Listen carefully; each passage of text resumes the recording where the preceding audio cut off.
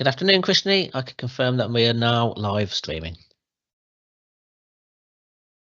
Thank you very much, and welcome everybody to the annual general meeting for the Integrated Care Board of Herefordshire and Worcestershire. Welcome to any members of the public who may be observing our AGM today. We do have some apologies, but we are correct, just to confirm that. The apologies that we have received are from Rachel Hardy, Aman Gill-Nobbs, Paul Walker, Jane Ives, Paul Robinson, Stephen Coleman, Will Taylor and Roy Williams. But as I say, we are correct, so we can proceed with our business today. And obviously we have one main key item of business, and that is presentation of our annual report and accounts. So I'm pleased to hand over to Mark Dutton, our Chief Finance Officer, to take us through that. Thank you. Thank you, Chair, and good afternoon, colleagues. I think the slides, just got a few slides just to summarise really where we're at that are going to be shared. Thank you, David. So as you said, Krishni, it's AGM for 24-25 and a bit of an opportunity to reflect and look back on last financial year. So the main key document we have today, if you move to the next slide, please, David, is around the annual report and accounts. So as I said, it's a look back from last year, and the document that's on the ICB website, and you'll see the link that's there for it, it gives quite that comprehensive review. So I think before I just pull out some of the key elements, I just need to say thank you really to colleagues within the ICB. It's a very comprehensive document this year, and a lot of work has gone into producing this. So from an annual report perspective, you'll see within there that the document covers a lot of areas. So not only does it look at our assessment of performance, so how we've performed over the last year, it also picks up some of the areas of success where we've been able to commission, implement and develop new services, a big focus on strategies and some of the strategic areas we're looking at and we're focusing on, but also being quite open and honest on some of the challenges that we faced in 24-25. It also gives that opportunity to have a bit of a look ahead as we go into 25-26, because as we've already talked about in our public board meeting this morning, there are a number of ongoing and live challenges we're working through now. So the document pulls out some of those key areas as well. There's some specific sections we've included within the annual report this year, really focusing on quality, diversity and inclusion, particularly looking at health inequalities and the work that we're doing in those areas, but also picking up a big number of environmental matters that we've focused on and we're working through, and some of the changes we're starting to make into those areas. It's a journey that's recognised within some of our strategies, our 5-year joint forward plan that we've been looking at, and also some of the other things that we're starting to think about that feature a lot then in the 10-year plan that's been published in the current new year, but again, really on that right direction and that road as we move into that.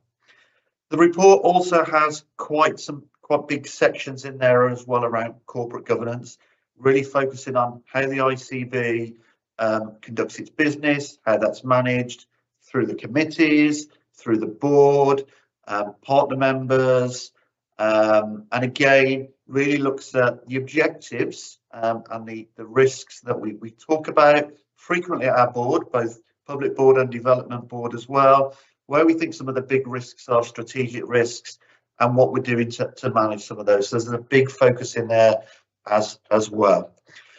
If we move on to the next slide, please then, David. A big part of the report then as well includes the annual accounts. So again, the money that we've been allocated from NHS England, how we've utilised that money, and also from an external audit perspective, their assessment of how we've used that money and the way we've reported against that. So from 24-25 perspective, there was a total allocation of £2.135 billion. Now we get separate allocations for running costs, but within that 2.135 billion, it includes our allocation for all the services we commission, which they refer to as a programme budget. We have a budget for pharmacy, optic and dental, where we're the commissioner for those services, having taken that over from NHS England. But in 24-25 as well, we've also got our share of specialised commissioning, because we were one of the ICBs, along with colleagues across the Midlands, that took responsibility for the delegated commissioning of specialised commissioning services back from NHS England. So we get those three allocations. We get an allocation as well then for what's called delegated co-commissioning, so that's primary care services and the primary care contracts from our GP colleagues out there. And then, as it shows on the screen, we've got our separate running cost allocation. Within the annual accounts, then you can see how all of that money is worked through, and predominantly from an expenditure perspective, how we've used that resource. So overall, within the ICB plan, then we were planning for a surplus. That was our share of the overall system contribution of where the system plan needed to be for 24-25. But we actually finished the year slightly ahead, which I think we talked about in one of our board meetings. And we finished the year with a surplus of £11.1 million. So it's about £2.5 million better than we were planning, but again, offset some challenges and pressures that we were seeing with partner members across the system. Within the ICB part of the plan, then there was an efficiency requirement to deliver £40.2 million of savings. There was a large number of schemes we looked at, but that does include within there savings that we've taken within continuing healthcare. Again, really looking at value for money in those areas. Prescribing, ensuring we've got good value for money for prescribing, and also within primary care. So again, we continue to look from a primary care perspective at opportunities, working differently, and how we can get some efficiency savings out of that. All of this is subject to both internal and external review. The big focus is on the external review, and our external auditors, Grant Thornton, go all over our accounts. They go over it from two ways, really. One, from a financial perspective, are the accounts, do they give a true and fair view? And I'm pleased to report that we had an unqualified opinion. Unqualified means they're very happy with the numbers, and they weren't suggesting that they were inaccurate. And then the other bit they look at and really focus on is around value for money. So efficiency, economy and effectiveness, and there's a whole work programme behind those. They review that over four main functions. I won't go through all four, but you'll see them within the report. I'm pleased to say we were given green ratings, top ratings, with the exception of one area, particularly around efficiency, which I know is something we talked about in our board this morning, about the need to continue planning and review.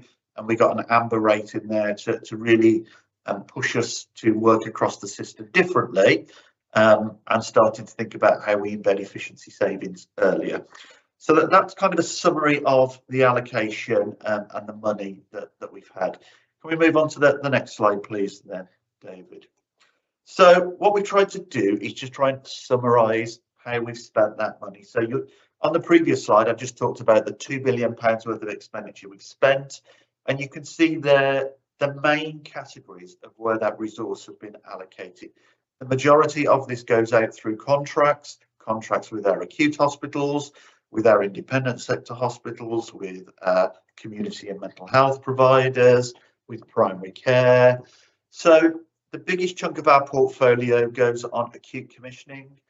You can see there about £997 million of that £2 billion was on the acute portfolio. And when you look at what we spend with in-system then, so that's our in-system partners, there's about £800 million then with our local providers. So that accounts for about 47%, so the biggest area of our portfolio. We've got about 10% then, you can see there, that goes against our community portfolio.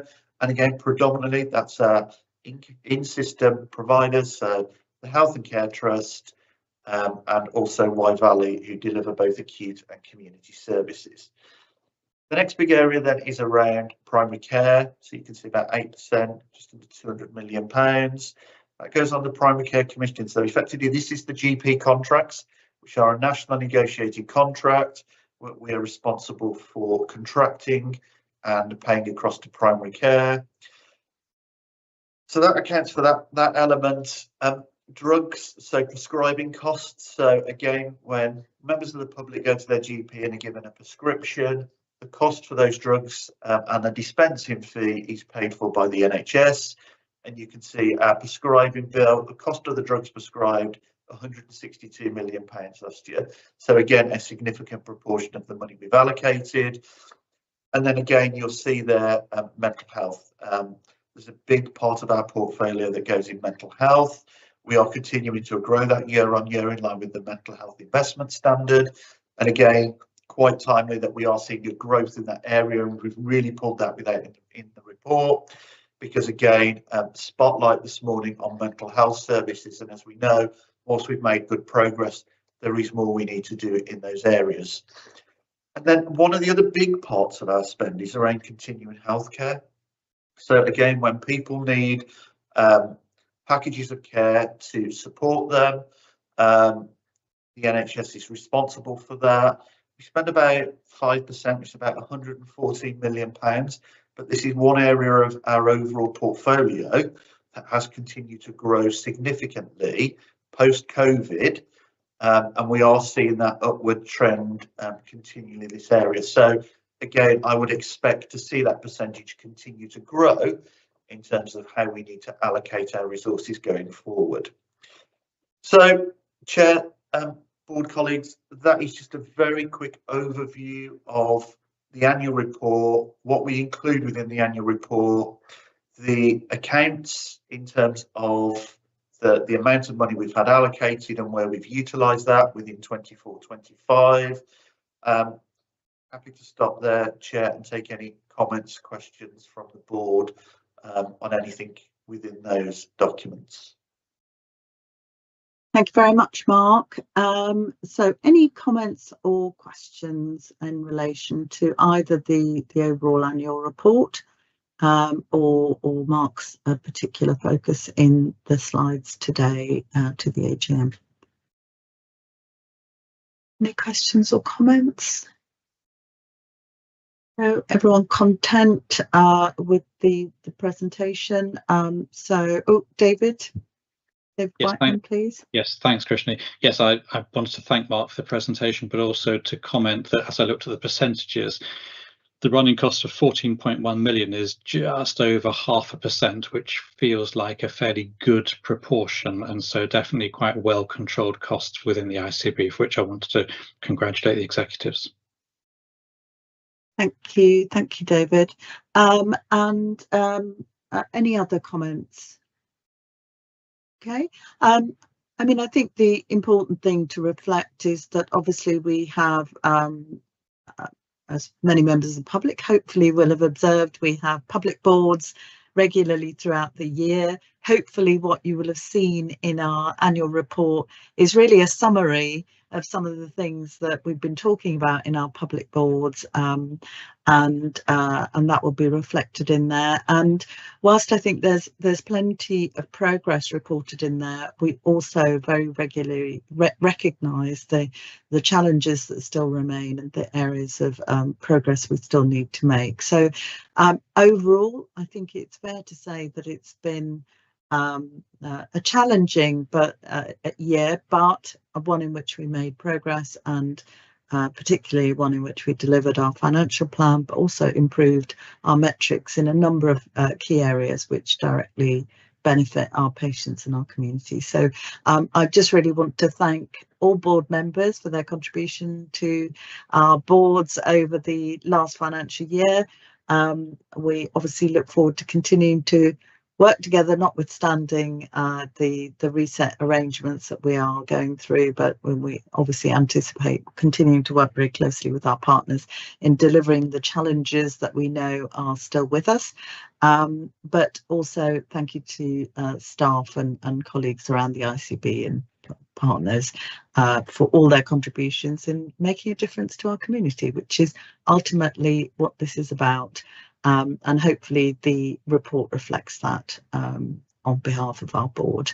So if there's no further comments, I'm very happy to close the meeting, and of course we'll be in this position in a year's time reporting on our annual progress again. So thank you everybody for joining this meeting.